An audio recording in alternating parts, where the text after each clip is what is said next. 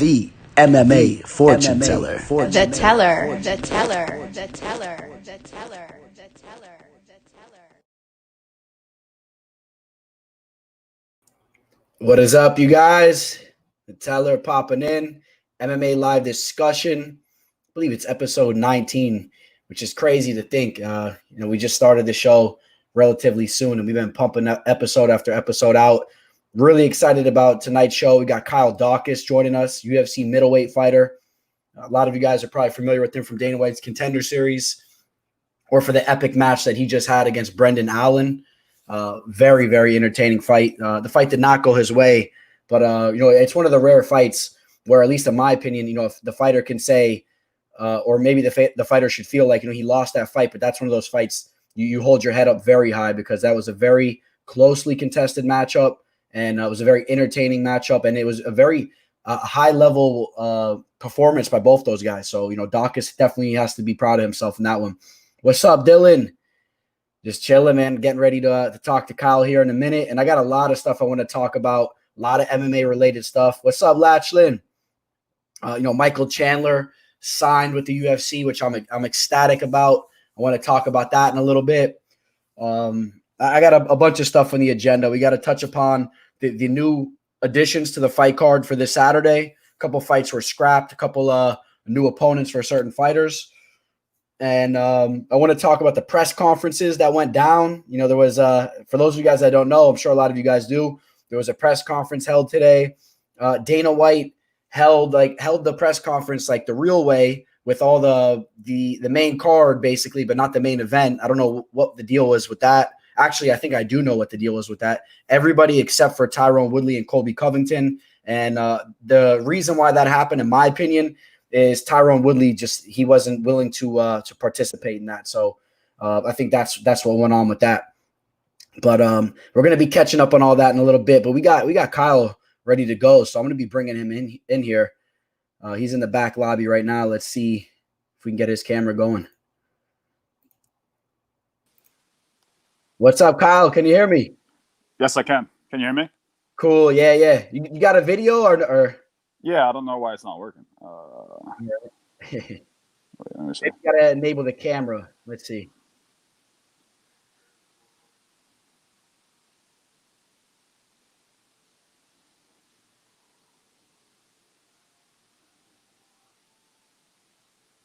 Yeah, I don't know what's going on. You want to try popping off and then just clicking right back in? Yeah, no problem. Yeah, let's see if that works. All right, bear with us, guys. We got Kyle just trying to hop in. He's just making sure the camera works right. Let's see if it works this time. Give us 1 second, guys. Lashley, Dana said it was to show off the main card. Yeah, I don't know about all that, man. I don't know if I believe that. So, but again, we're going to be talking about that in a minute. Let's see if this worked. Oh, it's working. What's up, Kyle? right, there we go. It's working now. What's going on, man? How are you? Good, man. I'm great. How you doing? Pretty good. Yeah. I'm excited, man. A lot of exciting things going on in the MMA world. We got a hell of an event this upcoming Saturday, and the following weekend we got another crazy event. So things are spicing up in the MMA world, the UFC world in particular. So things are good, man. How's things on your end? Pretty good. Got my fight signed, scheduled. So I'm just in training camp right now. So everything's taking it day by day. So everything's coming together. Yeah, I was super pumped when I saw who you're going to be fighting, because I think that's an excellent matchup, man. That guy, Dustin Stolfus, I believe you pronounce it. Stolfus, yeah, something like Stolfus, that. Yeah. I think it's an awesome matchup, man, stylistically. I think that, you guys are both very high-level BJJ practitioners. I want to see how that plays out, man. Yeah, it's exciting. I knew that I would eventually have to fight somebody from the Contender Series, because they're just signing guys. They're signing middleweights left and right.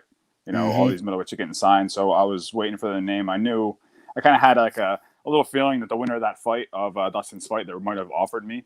But I was actually out there with my brother for his fight, and I think it was actually fight day.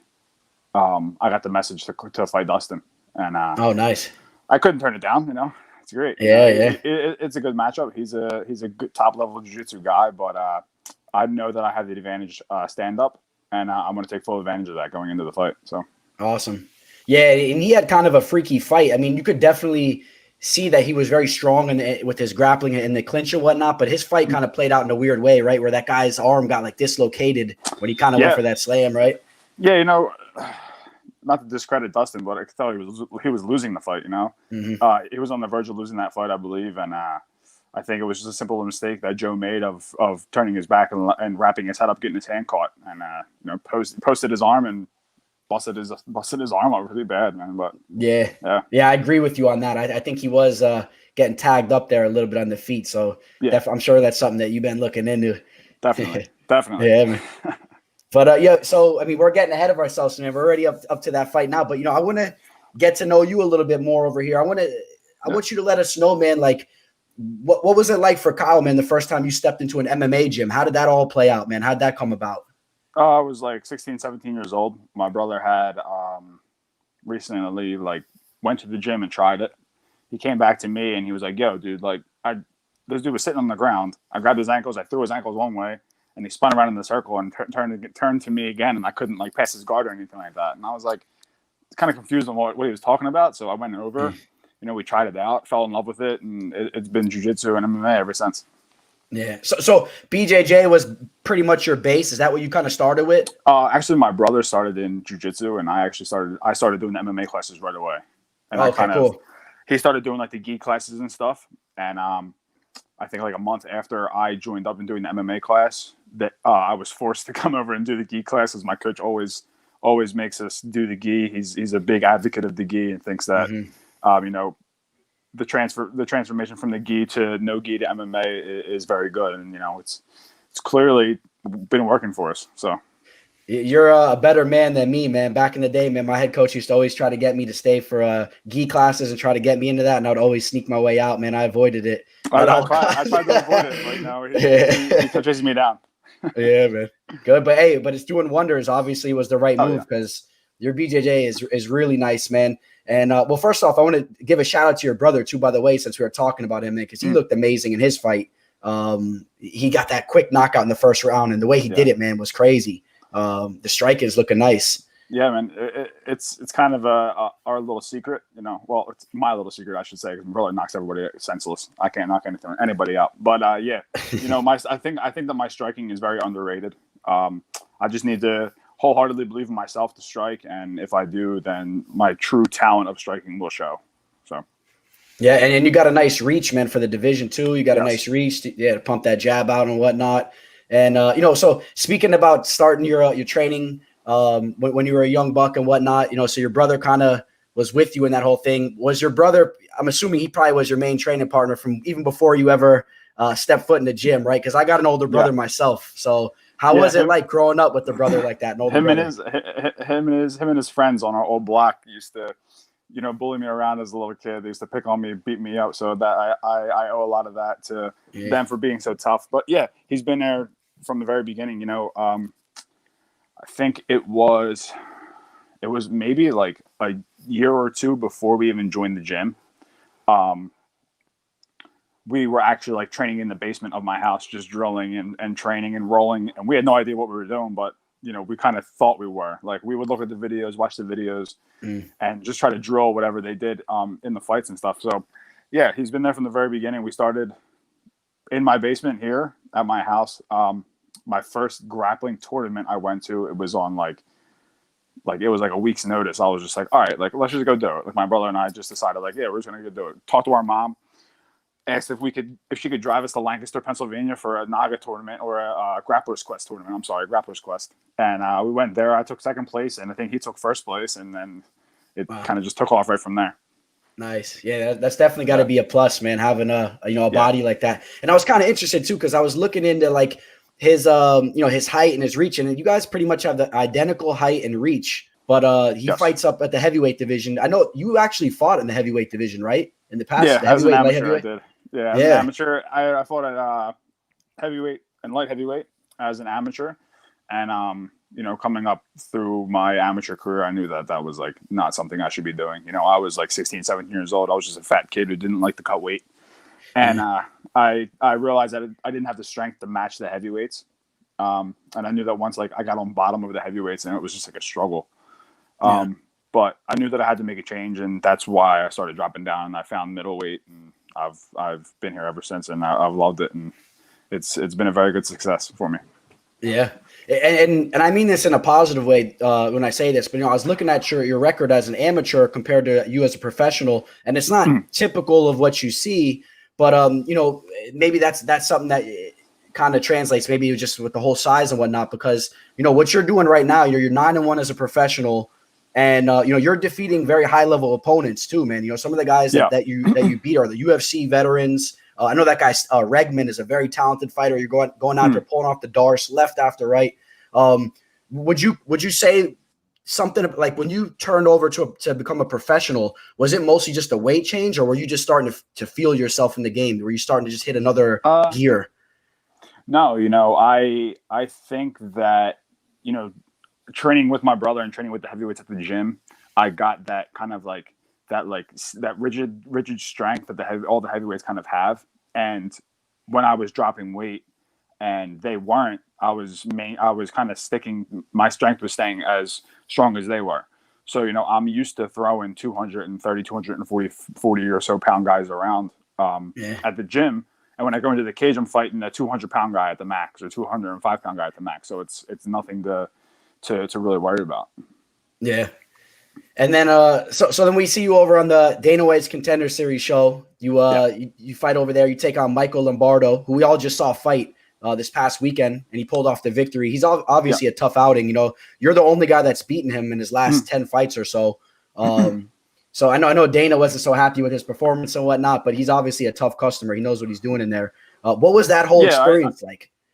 I watched a little bit of it. I watched a little bit of his fight. It was all right. But yeah, I mean, the experience of being on the Contender Series is fantastic. It's honestly no different than being in the UFC right now. When I went to fight there and in June, and then I fought like a year prior in June for the Contender Series, it was no different. I just have Reebok.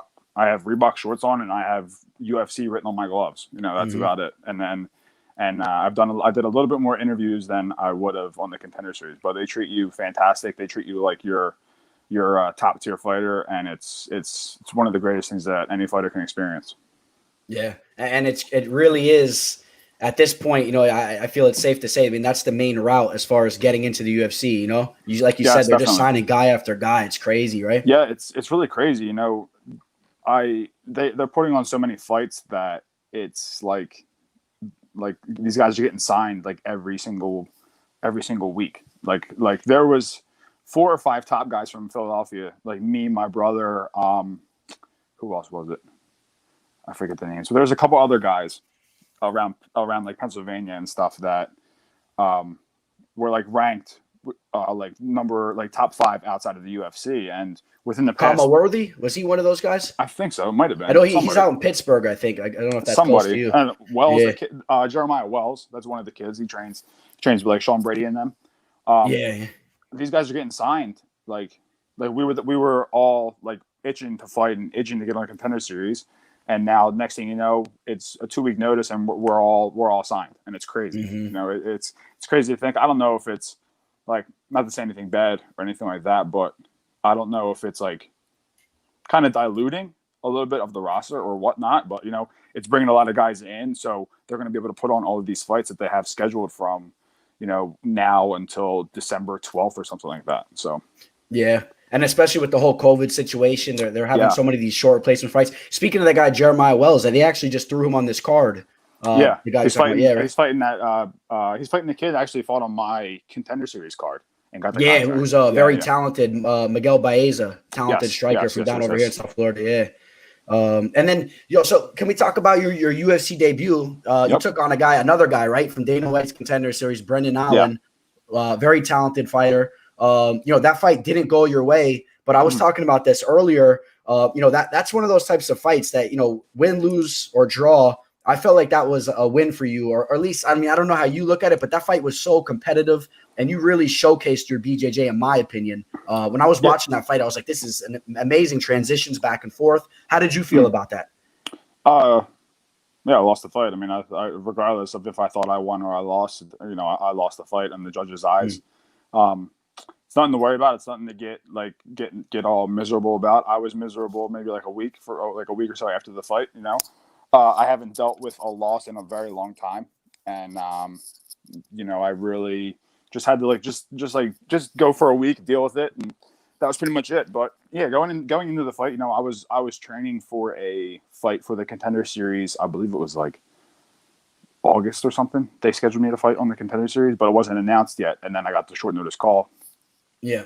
But yeah, I'm looking. I lost the fight regardless, so whatever. It doesn't matter to me.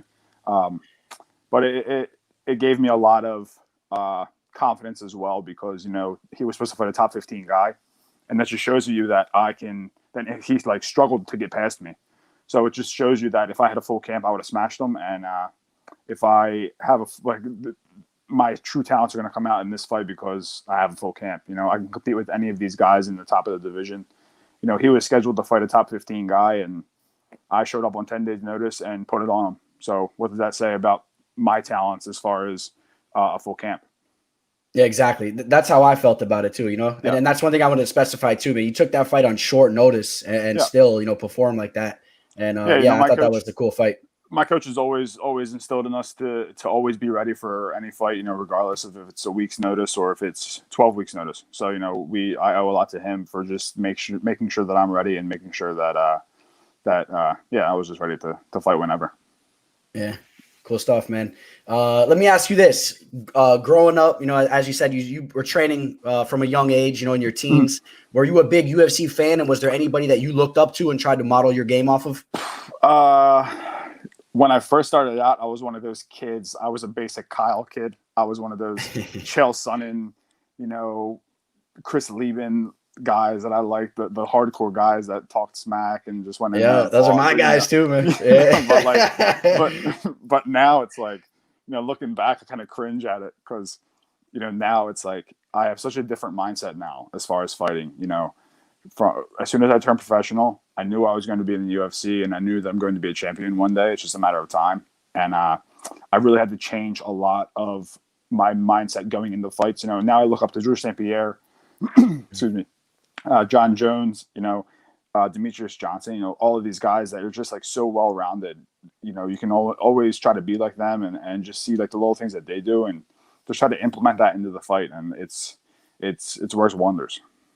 Yeah, man, those are some good guys to look up to, man. The GOATs of the game for sure. Yeah, definitely. GSP was my favorite fighter. I mean, he broke my heart when he retired kind of early. Oh, yeah, that was kind of tough for me, but I would have loved to see him stick around and had a couple other big fights because I think, he did so much in his career, but I would have loved to have seen him take on guys like Woodley and whatnot because I think people were kind of turning their back on him a little bit, and I think he would have still, showed up and took all those fights. Yeah, It's a smart decision. It's a decision that I told myself, I'm giving myself until I'm about 34, 35 years old and then I'm out. I'm getting into this fight game, and I have about 10 years right now to, well, a little less than 10 years to get that belt, be the best, be considered one of the best as one of these guys, as all of these guys are, and to get out. And I'm not going to be here and say until I'm 40 and fight and people cringe while I fight and stuff. I'm not here for that. I'm here to just make my name, get the belt, be the best, and get out. I hear you, man. Good stuff. Yeah. I got a couple quick questions for you. You can answer these in one word or just quick answers. No problem.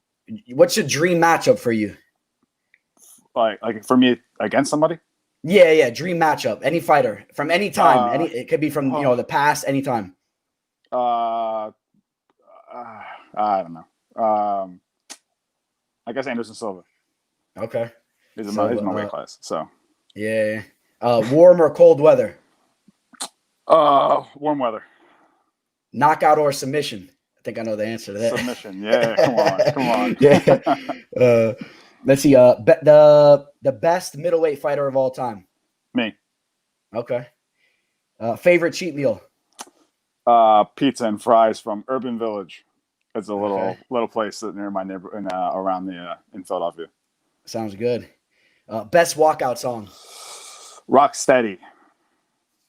Rocksteady, who plays that? Oh my god, I forget the name. It's an 80s song. I'm gonna look it up after. Yeah. Favorite knockout you've ever seen? It would have to be Rory versus Tarek Safadine. That was a good one I liked. Rory, okay. And what was the best fight you ever saw? The best fight. Probably. I don't know. I don't know. You get put on the spot and you just forget about everything. How about Dan Henderson versus Shogun? One of those. I don't know. Those are some good ones. Yeah. One of the ones like in Pride. Yeah. Yeah. Right. All right. Good stuff, I would man. go with the Pride fight. Yeah. So we got Dustin. One more time. How you say that last name? Stoltzfus, I think. Yeah. Dustin Stoltzfus, and that's going down November 7th. Yes. Yeah, I'm really looking forward to that matchup, man. That's creeping up on us. I guess we have some time, actually, a couple months. Yeah. Are you ready in like full fight camp right now? I mean, are you going full on right now? Yeah, I did a 10-week camp for this fight, so I'm like 3 weeks in right now. So I'm awesome. getting to like the peak of it. It's you wake up in the morning and you're sore, but this is what I chose to do for a living, so I'm waking up and I'm happy. Good stuff. Well, I'm definitely going to be eyeing that fight. I'll probably be making some money on you. I'll be taking you to win that fight. Definitely will. Thank right? You. Yeah, man. Any sponsors? Anyone you want to shout out? You want to let people know where they can follow you? Instagram, Twitter, anything like that? Yeah, just my Instagram and Twitter handles are both just Kyle Daukaus, or my Instagram handle is Kyle __ Daukaus, and my Twitter handle I believe is just Kyle Daukaus. I'm not on Facebook really anymore, but if I'm on Twitter, so I'm starting to get a little more active on Twitter as far as like UFC and cringy stuff. So if you want to tune in, just tune in. Yeah. Cool stuff. All right, let me ask you one more question before I let you go, because you touched upon a couple of things. I'm curious your mindset upon this. No problem. What do you think about? I asked a lot of people this. I got Conor McGregor behind me, and you see a couple of these other fighters that you see some money coming their way. Based on the way they talk crap and whatnot. I mean, it's one thing if you go fight, of course, but what do you think about, calling your shots, calling out certain fighters when the money comes with that? Is that something that you're ever entertaining doing or not? Not so much. I mean, not really. I don't think it's good. Like, it's just kind of like if you look at like Cejudo and like Colby and these guys, it's just like cringy. And these guys are just like, it just makes you it makes like watching it makes me feel awkward. So I'm not a fan of that at all. But I don't think it's good. What Conor did is great. Obviously, he got in and now he's one of the top guys that people think or whatever. Because he did it so quickly. But having the mindset of just talking trash and running your mouth, it's going to get you hurt. Like if you not to be mean or anything like that, but this new kid that's in now, this Khamzat Chimaev kid or whatever, he fought 2 unranked guys, one guy on 10 days notice, and now they're giving him Gerald Mearshard or Mearshard or something like that. Yeah. And I just think that if they keep giving him these top, and then they scheduled him for Damian Maia late, which is like 2 weeks or something like that, or like 3, I don't know. But I just think it's too much. It's not good for the sport. The kid's going to get hurt eventually. He's gonna come up against a matchup that isn't good, and that he shouldn't have been fighting, and that people are going to make excuses for somebody, and like that's what I didn't want. I don't want that to happen to me. I don't want to be put into the top 5 guys. Even though I think I can compete, I believe that I need like a year or so. You give me a year, let me get a couple fights, get my feet wet, and then you throw me in there, and I'll be capable of handling anybody. But I'm not a big fan of all this smack talk and all this stuff. I'm not a fan of it. Yeah, that's a mature way to think about things. And it's interesting you bring up the Khamzat because I saw him today at the press conference, right? And he's really starting to bark, and it's kind of interesting because I guess he was so dominant with his takedowns and his ground and pound. He's really getting thrown to the fire here. Gerald's the biggest fighter that he's ever fought. I don't believe Khamzat's ever passed the second round. Gerald Mearshard I believe he's tied for the most submissions in middleweight history. I'm really interested to see how that fight plays out this weekend. Yeah, it's I don't know. I mean, I saw a little bit of the press conference, and he was saying like, if you're a black belt, why are you getting submitted? It's MMA. It's MMA, dude. Like when you're fighting, regardless, if a guy's on top of me punching me, something's going to happen, and I'm going to get caught in a choke regardless or whatnot. You know, it doesn't matter if you're a blue belt or a black belt. Because you're a black belt doesn't mean you shouldn't get submitted. You know, I was a brown belt and I submitted black belts in MMA fights. Like, that's exactly what I was thinking, man. Yeah, you took the words out of my mouth when I was watching that. That's exactly what I was thinking too. I wanted Gerald to say that. I'm like, it's not a BJJ tournament, you know what I mean? But this is an MMA fight. People are getting cracked in the head with elbows. They're almost unconscious and they're getting caught with subs. I mean, it's a whole different game. Like there's that very old saying, I forget who said it, but if you put a black belt in their back and punch them in the face, they turn into a brown belt, and you punch them again and they turn into a purple belt, and then a blue belt, and then a white belt, and then next thing you know, you're submitting them. You know, it's. I believe it was a Brazilian guy that said that. Yeah, I believe it was too. Yeah. I forget who it was. It's probably it's probably like Henzo or somebody. Probably somebody exactly. Said it, but I can't really think about it right now. But I mean, I think that, you know, Gerald has a very good chance of beating him. I just don't think Gerald can't take as much damage as he does on the ground that he usually does against, you know, other opponents that he has in the past. Yeah, and he's coming off a tough knockout too, right? Yeah, he just lost to Ian Heinisch, Ian.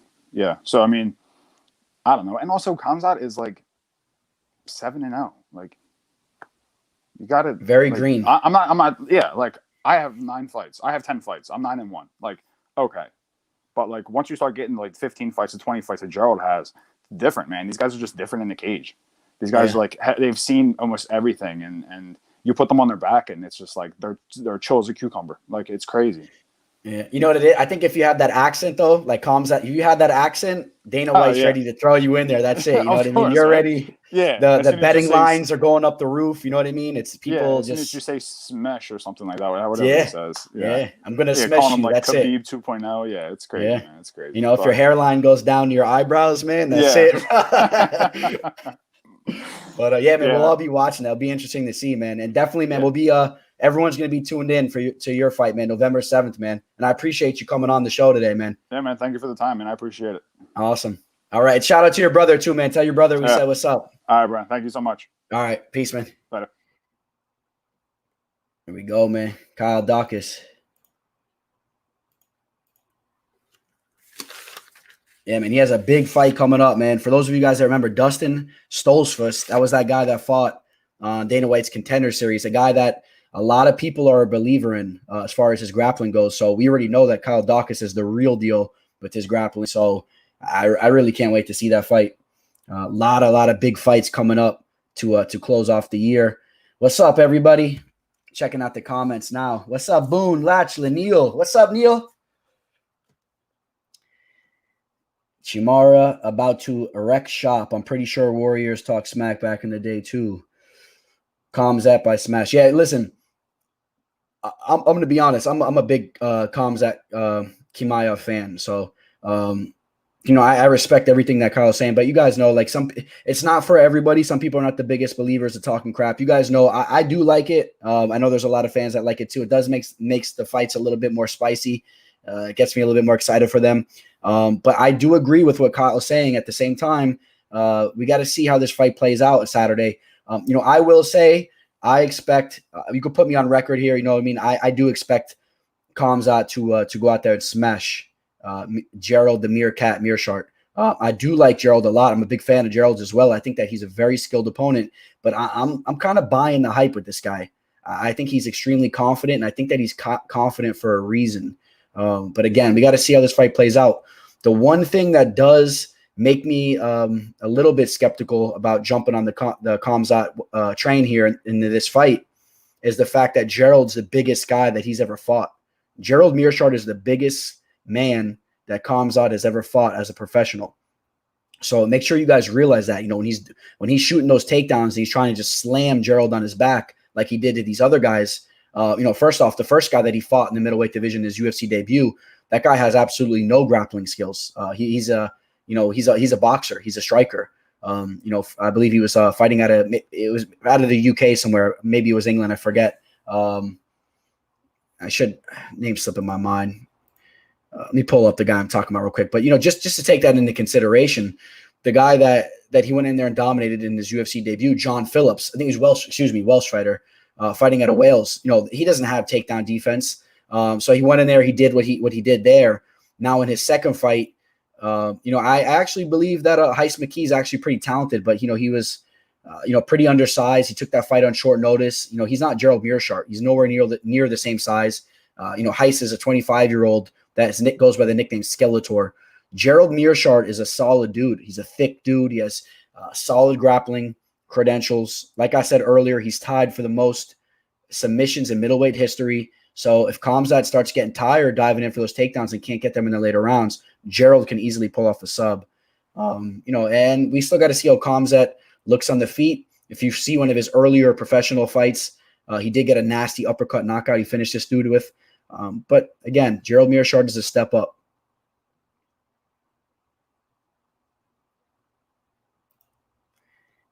Shimara about to wreck shop. I just think some fighter labor are bitter and don't have the gift of gab. Yeah, I hear you on that, Neil. 8-0. Is he 8-0?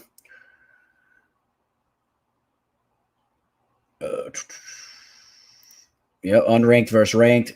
Money not going the distance. Last should talk about money not going the distance with the 194% finish. In regards to that fight, money on and not going the distance.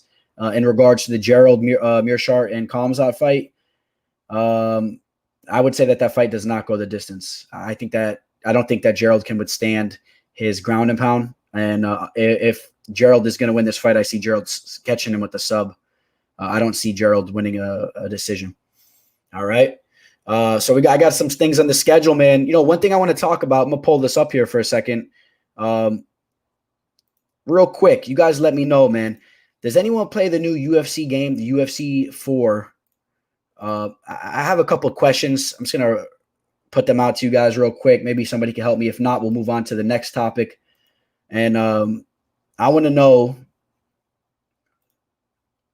for all of you guys that played UFC 3 that have now bought in UFC 4, am I just having a little bit of problems picking up the new game? Maybe I'm not putting in enough time, or is it just me? Does this game suck compared to UFC 3? I feel like I don't like the new style of grappling. I don't like how you have to use the joystick to like follow your opponent and whatnot. It's extremely hard to stuff a takedown. I don't see any elbows in the game. You can't elbow them in the guard. You can't elbow them from crucifix and side control positions. Not sure what's up with that.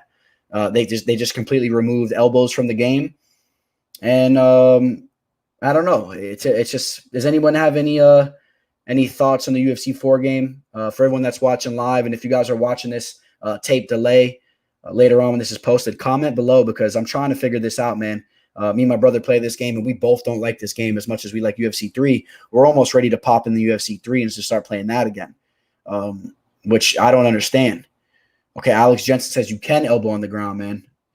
So I don't know why I haven't been able to figure it out. But again, I did not put ample time in at this moment. I can't say that I'm that well rounded in the game, but I mean, I've been playing it for a couple weeks here and there, and I'm not picking it up as good as I would like to. Still play it, but it's no UFC 3. See, Boone's agreeing on that too, man. I know, man. I don't know. I was very disappointed with the roster too. There was a lot of fighters I was expecting to be in the game that weren't. And overall, I don't know. All right, on to, again, everyone else that's listening to this tape recorded, comment below, man. I'm trying to understand what's up with this game, if everyone's feeling the same way I am. I did notice when I played UFC 3, it did take me some time to learn that game as well. And I was learning new things way later in that game. Even like months later, I was learning new things. So I'm hoping that this type of game, or this game in particular, it'll be the same way. I'll start learning stuff way later. All right, so Alex Jensen does think if I put some more time into it. Okay, good to know. All right, on to the next topic here. Definitely want to talk about this.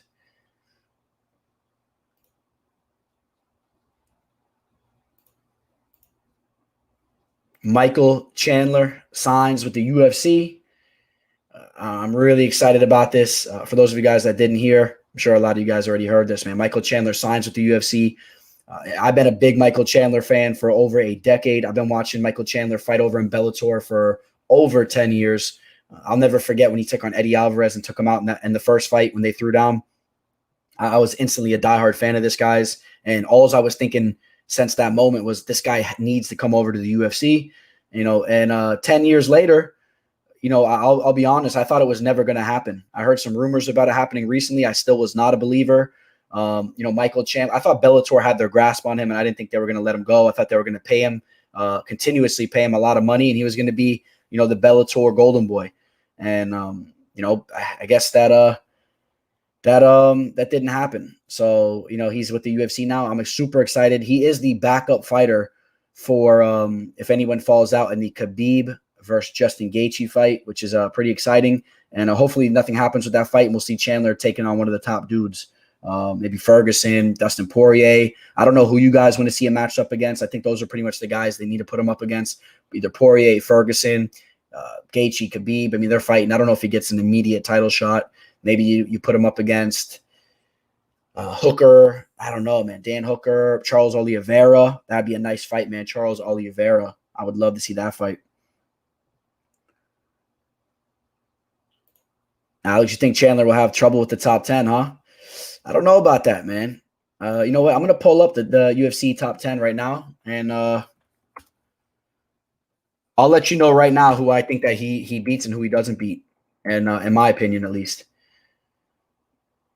So here's the UFC Lightweight Division. I'm going to pull it up for you guys. Actually, we'll do it like this.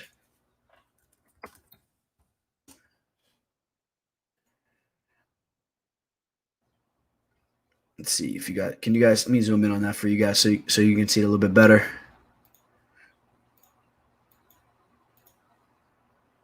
How's that? Yeah, there you go. All right, so looking at the lightweight division on the left side of the screen, we'll work our way up from the top 15. Okay, so Drew Dober. I'm telling you guys right now, he takes Drew Dober out as far as we're gonna do the whole top 15. Drew Dober is an excellent striker. He's been putting it together. Chandler will wrestle him out all day. Drew Dober, his grappling is not on the level, and we've seen him mauled on the ground before. I know he's been working on his ground game, but not against Chandler. Cerrone gets knocked out by Chandler easily. Gregor Gillespie gets knocked out by Chandler. I know Gillespie is a very skilled wrestler as well, but we saw that Gillespie has nothing on the feet. He got head kicked by Kevin Lee. So that ain't a good look for him.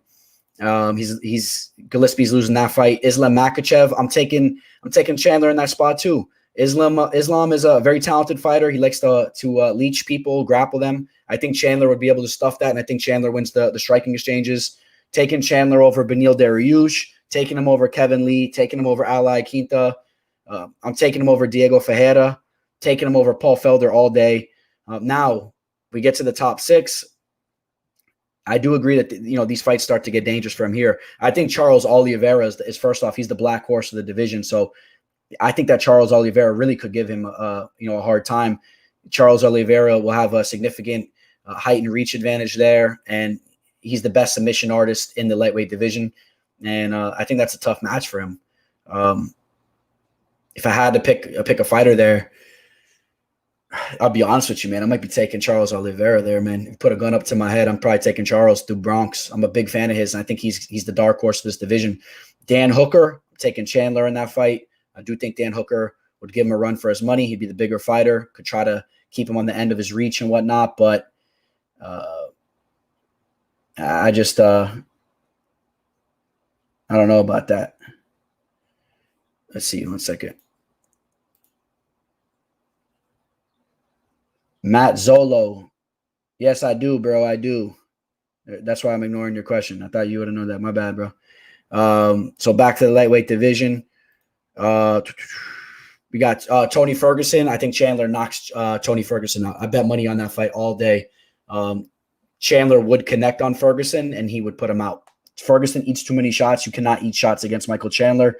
He's super powerful. We saw him just put Benson Henderson's lights out like nothing. And the dude is ferocious in there. Dustin Poirier, now we're talking about, some competitive fights here, man. Dustin Poirier, another guy that's going to give him a run for his money. That fight's going to be a war. I might edge Poirier to take that fight. Justin Gaethje too, man. This is where it gets tough for him. He's going to have to prove to me that he could take these guys out. He's going to have to prove to me, he could take out Khabib, Gaethje, Poirier, Charles Oliveira. Conor McGregor too, man. I skipped Conor. I don't know, man. I'd probably go with Chandler, maybe. I don't know. Maybe McGregor. That's a tough fight. That's a really close one. Let's see. All right.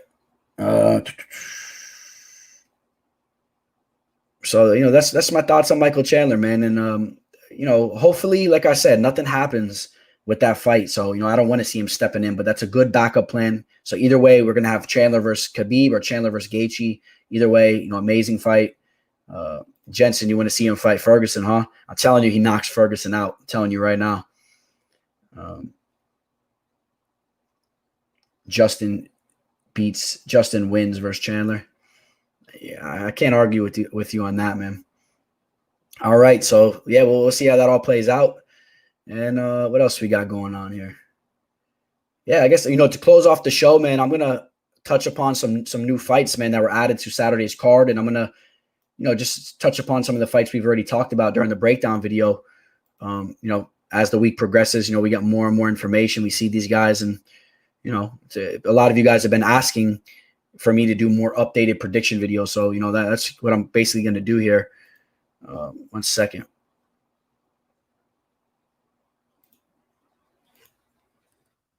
Pull up the card for you guys real quick.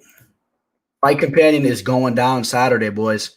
Fight Companion this Saturday for a legit card. I miss you guys out there, man. It's going to be a good time Saturday. I'm going to have some liquor ready to go. And it's going to be a ball. We're going to make some money. So let's see if I can zoom in on this for you guys. How's that? Not bad, right?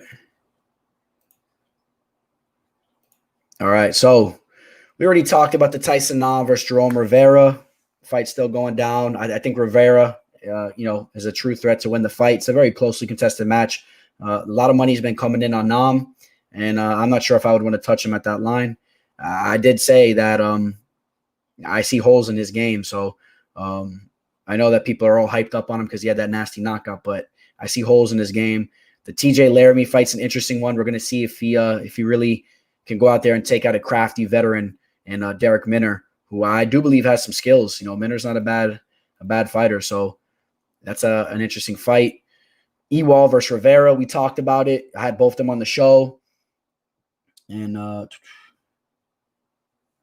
let's see, what are you guys talking about?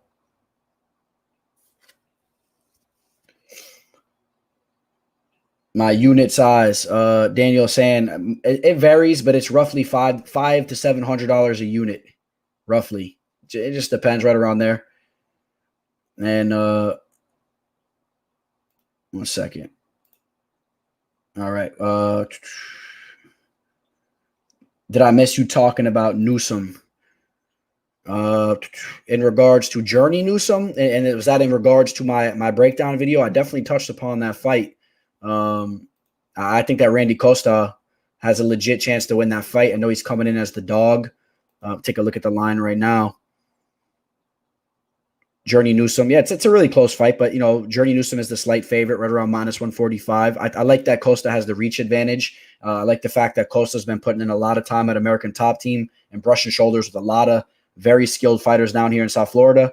And I think the kid, he has some real potential. Journey Newsom's a very skilled boxer. I do feel he's a little bit undersized. And I think it's a very close fight. I think it's a very close fight. I'm not completely sold on Journey Newsom. I know he's a skilled dude. He's a tough dude. But I like what I've seen from Costa.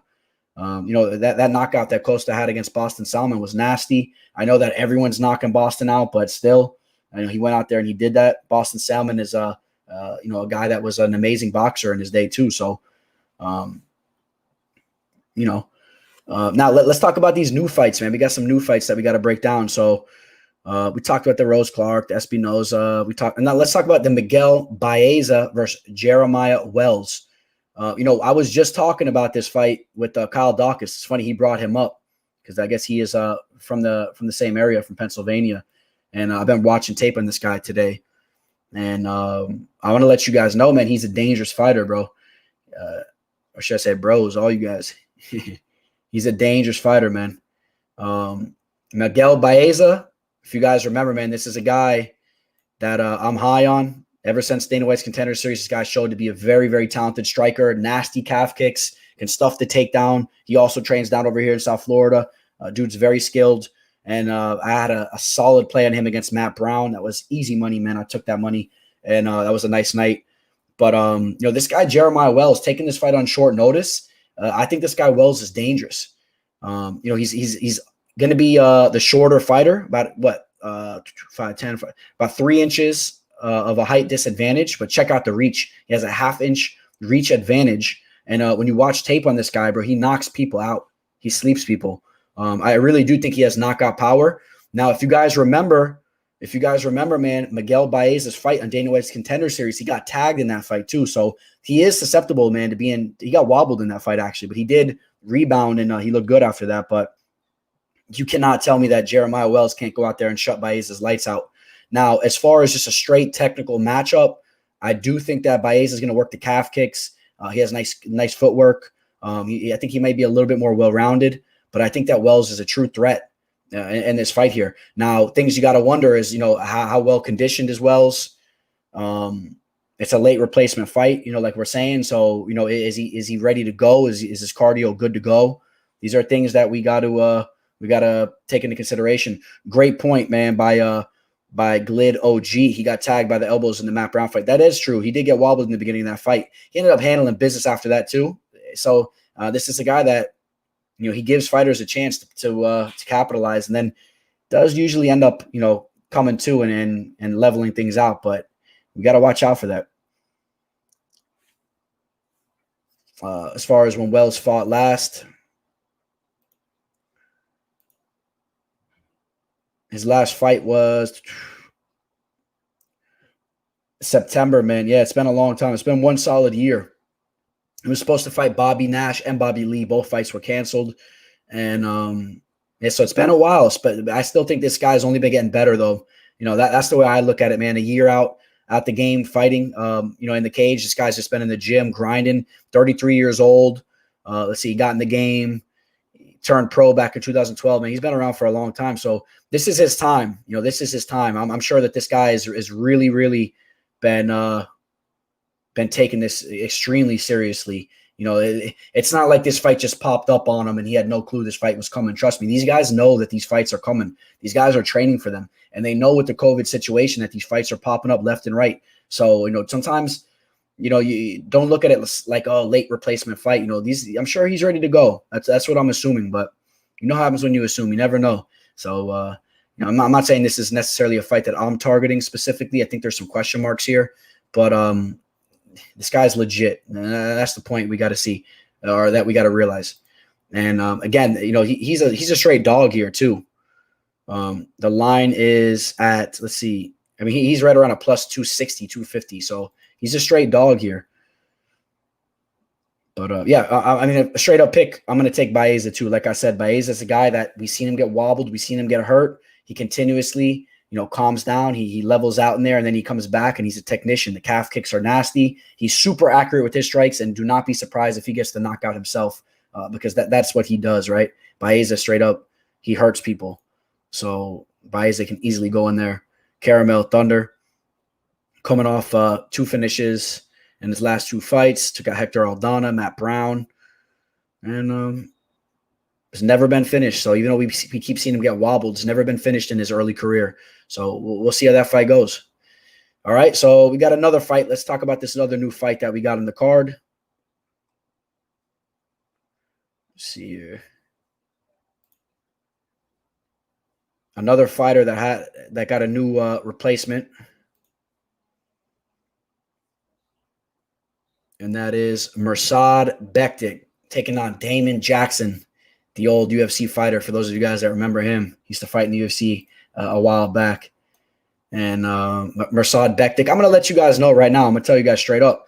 Mirsad Bektic, when he was taking on that guy, the Argentinian, Grigori, I don't care where that line was at, man. Anything under like minus 600, you had to throw that in a parlay. I'm telling you guys right now, you had to parlay that fight. Grigori has shown to have no takedown defense, man. What I saw happen to him, it happened to him in his last fight. The way that he got, who was that again? It was a guy that's not even, who was it? Let me pull it up real quick. I was just watching tape on this all week. The way that he got taken down and got submitted, the way that he got taken down with ease. One second. I'm just going to touch upon this real quick. Against Ricardo Ramos. Ricardo Ramos is a guy that's Ricardo Ramos went out there. He took Eduardo Grigori down like it was nothing, submitted him. Ricardo Ramos is a guy that's really just a flashy striker who I do like a lot, but he's coming off a tough loss too. He had a tough loss in his last fight. He's not the type of guy that should be going down there and taking you down the way he did. Let me tell you what was going to happen in that fight. I'm going to tell you guys right now because I'm going to let you know I did have a play in regards to that, but the fight fizzled. Mirsad Bektic was going to he was going to be able to mop him in that fight. He was going to be able to take him down at will, do whatever he wanted to do with him on the mat, probably submit him early. But even if he didn't submit him early, he probably would have just beat the crap out of him the entire fight. And then, the one thing you got to watch out with Mirsad is you got to worry about his chin sometimes. He's been knocked out twice as of recently, but Grigori wasn't going to do it. Grigori's record was completely padded. Look at the guys that Grigori was fighting, coming into the UFC. He loses that fight that was in Argentina. They robbed him. They robbed his Bendene, the Peruvian fighter. I thought he won that fight. Mirsad Bektic, man, even though he has the chin problems, he's a very skilled grappler, and he was going to maul him. All right. So now on to the new fight, just to let you guys know that's what was going to happen. Now you got Damon Jackson. In my opinion, Damon Jackson's more of a threat than Mirsad Bektic. Damon Jackson's a guy, he's well-rounded. He's kind of one of those crafty type of fighters. I could see him pulling off something, more similarly to what, who was the dude that knocked out Bektic? Darren Elkins. I could see something weird like that happening more so with Damon Jackson than with Grigori. Grigori was just not, it was a complete mismatch. He's not on the level. Damon Jackson's a guy, if you're not familiar with him, he's been bouncing around. I believe he spent a lot of time in LFA, a long time Fortis MMA, fighter. And I believe he fought, just LFA at you. And he was in the UFC way back in 2015. Lost to Yancy Medeiros, Hani Jason, Levan Makashvili. These guys were really not in the level too, man. Wasn't a good look for him, So since being let go, though, he's been doing his thing. Had a loss to Kevin Aguilar. Kevin Aguilar, the LFA king. You guys know him. He's in the UFC now, the Dark Angel or whatever his name is. He was the king of LFA, so did lose to him, but bounces back with a bunch of victories. Lost to this guy, Movlid Kabyulov, however you want to pronounce that. This guy's an undefeated Russian. Goes by the nickname The Killer. So again, this is a guy that's taking a Herbert Burns. No real shame in that loss. The point I'm making, this guy, Damon Jackson, is more capable. I still like Mirsad Bektic to win this fight. I think when Mirsad puts it all together, I think Mirsad is a very skilled fighter, but I do question his chin. And as far as the line goes, does anyone have a line on that fight? What's up, brother? What's up? Turn it up.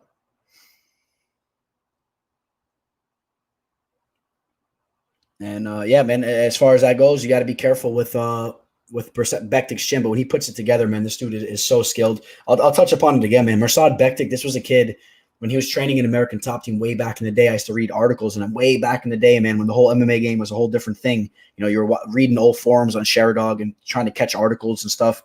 And people were so high on him. And you know what? I think that his career has been a letdown, in my opinion. This was a guy that I thought would have been a champion. And this is a guy that's since he shies from striking. But he's a very skilled grappler, and he does have power in his hands. He still knows how to strike. I think that he's a little bit timid because his chin has been tested. Emmett put it to the test. Elkins, he started it all off. And got to go with Bektic, though. All right. I believe those were the only two newly added fights to the card, unless anything's changed in the last couple hours or so, or hour. Other than that, pretty much the same old card. Khamzat Chimaev, we talked about that fight, man. Cannot wait to see how that goes down. Johnny Walker versus Ryan Spahn. I see some of you guys talking about that. I don't know, man. I don't know how that's going to play out. I would like to say Johnny Walker is going to touch him up, but we saw in his last fight, man. I don't know if he could be trusted. Spahn is a guy that's he's a tough customer, and he will be throwing hands and shooting for takedowns and trying to make it a tough night for Johnny Walker. He'll be getting in on those legs. He's going to try to make sure that Johnny Walker's grappling is being cleaned up, because if it hasn't been cleaned up, Spahn's going to exploit it. And I'm telling you guys right now. Colby, Holland, Walker, plus 224 parlay. Thoughts? I think that there's better parlays out there than that. I'll tell you that much. I think that there's better parlays on the table. Like I said, the Walker fight, Walker, he might go out there and make it look easy, but you better hope that's the way it goes, and you better hope that it goes like that early, because if it doesn't, you might just be kissing that parlay ticket. Give it a kiss goodbye. Let that thing float out the window. Tim Bender, Nico Price is the play for Saturday. Good to see some people talking about old boy Nico, man. You saw Nico at the press conference. Nico Price, dude is a funny dude, man. He is ecstatic for the fight. He's ready to go. He's a wiry type of fella. He looks like he just drank a whole Red Bull before he went out there. And I'm a big fan of his. I like him a lot. Nico Price has nasty KO power from any point in the fight, from any position. And I like him. And you know what, though, man? You take a look at Donald Cowboy Cerrone, even though he's been losing a lot of fights recently, there are to guys like Tony Ferguson, Conor McGregor. You take a look at the fight against Anthony Pettis. I thought he won that fight. Thought he looked pretty good. If that Cerrone shows up, he might be able to outpoint Nico Price. And even before those losses, he took out some real formidable opponents, a la Quinta. He goes out there and he takes those types of dudes out. So fight is taking place in the welterweight division. Cerrone usually looks pretty good up there for the most part. His chin holds up a little bit better, except when it's against McGregor. But think about when that fight's going down, man. Hey, I cannot wait till Saturday, man. I hope you guys join me for the fight companion. I was just picturing right now Cerrone and Nico Price walking out for that fight. I'm thinking of Khamzat Chimaev walking out for the fight, Colby and Woodley. Come on, Mackenzie Dern's coming out there. Johnny Walker. Whew. I'm excited, boys. I'm excited. Boy, Latchland. Yo, Latch, I'm going to post a link if you want to hop in, or if anyone wants to hop in for a quick little chat. It won't be too long, though. And like I said, we'll be hanging out Saturday if anybody wants to hop in.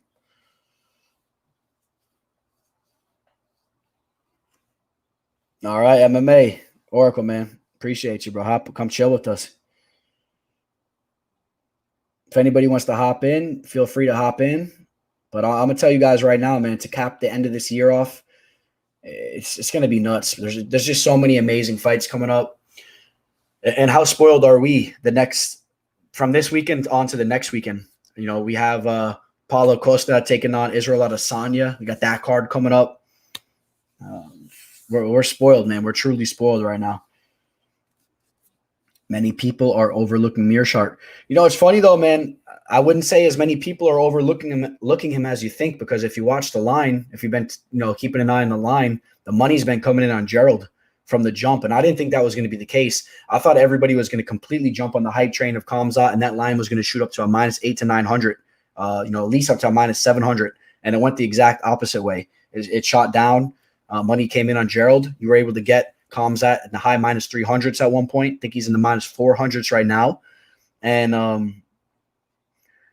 was a little surprised with that. So some people, like you said, people are sleeping on him. Some people are not sleeping on Gerald. They think that Gerald has a legit chance, and people are stabbing at him at those dog odds. Hell yeah, Daniel.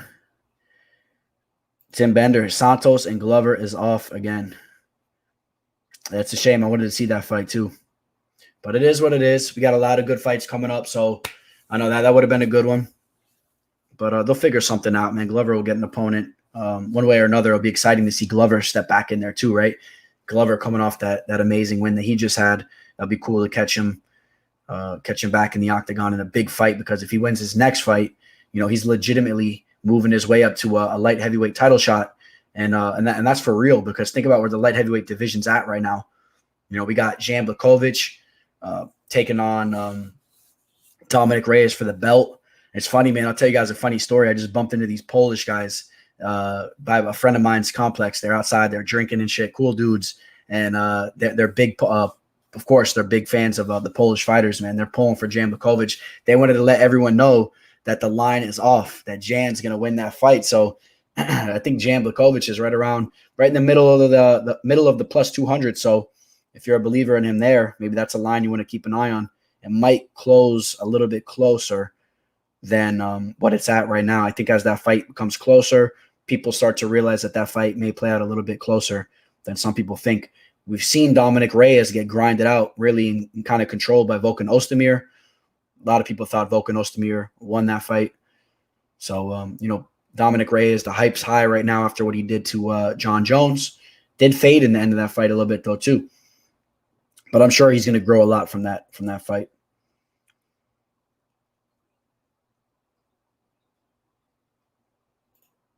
It's concerning that GM3 couldn't last around with Heinisch. He's a slow starter and is slow overall. Can't see how he gets this done. Tend to agree with you there, bro.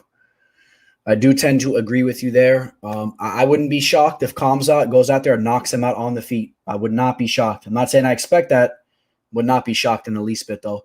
That if you look at that one fight that he had early in his career in Khamzat, when he knocked that dude out with that uppercut, he definitely carries power in his hands. And Meerschaert's coming off a nasty knockout, and like you said, he's very slow. The head movement's not really there. He eats shots. I have a feeling this guy Khamzat carries power, not just in his ground and pound and his slams and whatnot. I have a feeling that he puts some torque into those punches. So I wouldn't be shocked, but I expect him to take him down. And as far as Meerschaert goes on the feet, Meerschaert has that pitter-patter type of style, He has a nice reach, and he sits on the end of his punches, which is a good thing, but they're kind of slow. And if he's going to start tagging Khamzat, maybe he sits on the outside and throws those 1-2s slowly. Maybe all of a sudden he exploits Khamzat striking if we haven't really seen enough of it. Maybe. Chandler, thoughts as backup for Khabib? Yeah, we were talking about this earlier a little bit. I'm completely cool with it. I heard some people being upset about this whole thing, saying how dare Michael Chandler get a shot at the belt? How is he just going to step right in and fight for the belt? It's disrespectful to all the other guys like Dustin and Tony. I disagree. Dustin Poirier, he just fought for the belt. All right, so let's not get it twisted. Dustin Poirier just fought for the belt. He lost that fight fair and square. He had a chance to pull off that guillotine choke, and he didn't even fully commit to it. And I remember going nuts watching that live. And it's funny how that all played out. It became a big thing because that's exactly what I was thinking watching that. I don't know why he did not commit to that guillotine. That was his one shot. And then he pretty much gave up after that. I'm a big Dustin Poirier fan, but I don't really want to watch that rematch. If Gaethje wins the belt, then we could talk about Dustin eventually down the line again. As far as that goes, Tony Ferguson just got whooped. He just got absolutely whooped against Gaethje and some real damage. And I think he has some flaws in the striking. I'm a big Ferguson fan too, but I don't think it's disrespectful to have Chandler waiting, for to step in to fight one of these guys if something happens. Chandler has the credentials. Chandler has the name. Chandler's been putting in work for years, and Chandler is dangerous. Chandler is a dangerous fighter, man. So, if something happens, we should feel blessed that the UFC is doing that, God forbid one of those guys pull out. We're still going to have an epic fight card that night. Regardless, it's a guaranteed. It's a guarantee. It's a lock. It's 100% lock. We're going to have a hell of a main event one way or another, because I would love to see Michael Chandler versus Justin Gaethje, and I would love to see Michael Chandler versus Khabib. So I'm cool with it. Woodley is not looking good going into this fight based on press conference. Covington's sounded more focused. Woodley sounded angsty. Angsty. I agree with you.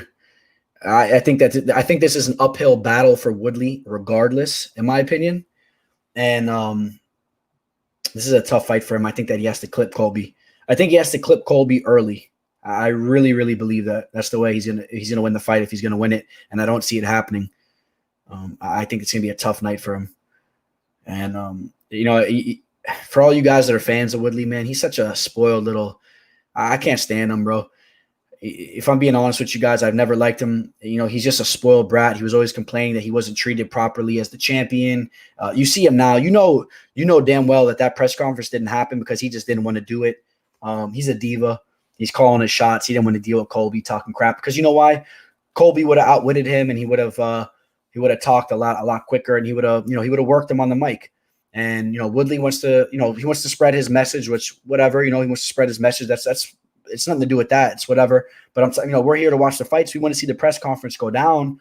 I kind of wanted to see that. I get a little annoyed when there's a press conference that's supposed to happen and it doesn't happen. I was in Vegas when Conor messed up the Khabib press conference, and I was pissed at Conor. That's my favorite fighter. I was pissed at him. That was a press conference that was supposed to happen. I don't know if you guys remember what happened. It took so long that Khabib left. And, it got all messed up. I think they did another one the next day, but it was not open to the fans. You know what I mean? Like, I wanted to see Colby and Woodley talk some crap. I just feel like Woodley's a diva, and I'm looking forward to seeing what's going to happen to him Saturday night. I don't know if Woodley realizes that if he loses this fight, he's probably getting cut. Dude never had a good relationship with UFC, and I feel that's an interesting way to look at it, Cayman. I don't think he gets cut, but I definitely hear what you're saying. And there's some substance to what you're saying. I'm not going to say that there's not because it's weird, man. Back in the day, I knew that Dana White didn't like him. I know that they did a couple of things to kind of work on the relationship. I know they hung out a couple of times at some parties and whatnot. But Woodley was just such a spoiled brat. I know in the beginning, Dana really didn't like him. Woodley finally did show up for some fights. He got some finishes. He finished Till in a nasty way. He kind of showed up in a couple spots. But I don't know if he gets cut necessarily. But, if he loses this fight, I don't know. I think he lost his edge. So I think he loses this fight. I think he probably loses another fight after that. We're talking about a 4-fight losing streak. Maybe he goes on to Bellator or he retires, and maybe he tries to do something outside the octagon. Maybe it's his time now. Maybe he wants to work, just try to get a full-time job working one of the events, being a commentator or one of those guys on the panel. Or he tries to do something for himself outside the octagon, with his movement. He's obviously working on a movement. Maybe he does something like that.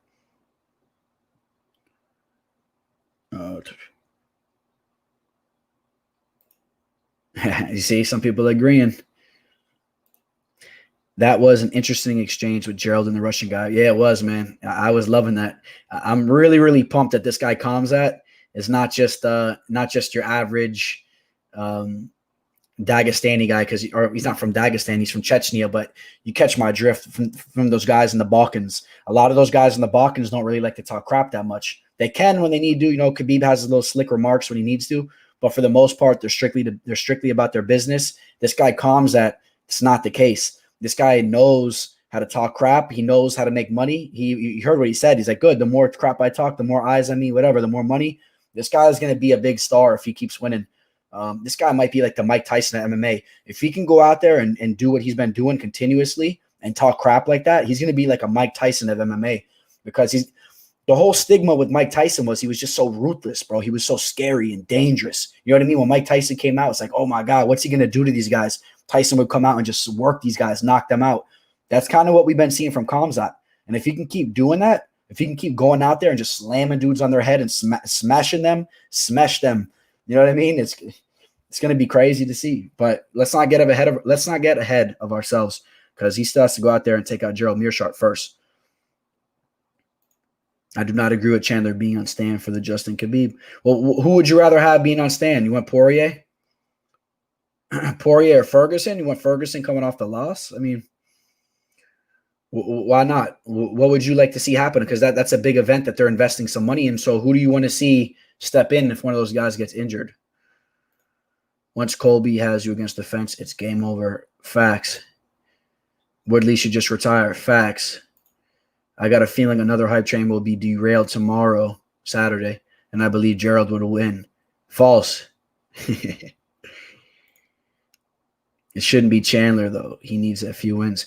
I mean, he's coming off a nasty knockout win against Benson Henderson just a couple of weeks ago. What do you think, Tyron? You don't think that fight right there against Benson Henderson, the old UFC lightweight champion, you think there's no merit in that fight? Just knocked him out.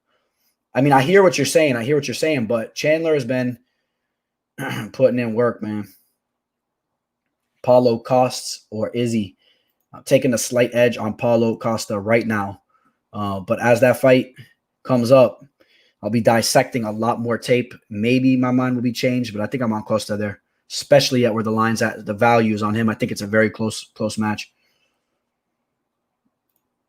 I don't count the Bellator fights. He needs to get some wins in the UFC. Okay. Well, we'll see what happens slowly but surely, man. We'll see what kind of fights he gets. And I hear you, though. I hear you, Tyron. Respect to you, brother. I know what you're saying, man. I mean, and before he just knocked out Benson Henderson, he was coming off a loss before that fight. Did get knocked out by one of the Pitbull brothers. But, I mean, he's taken out the Pitbull brothers a couple times. The other one, he took him out twice, knocked him out in devastating fashion.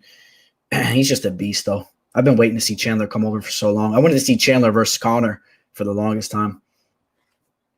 But no problem, Speedo.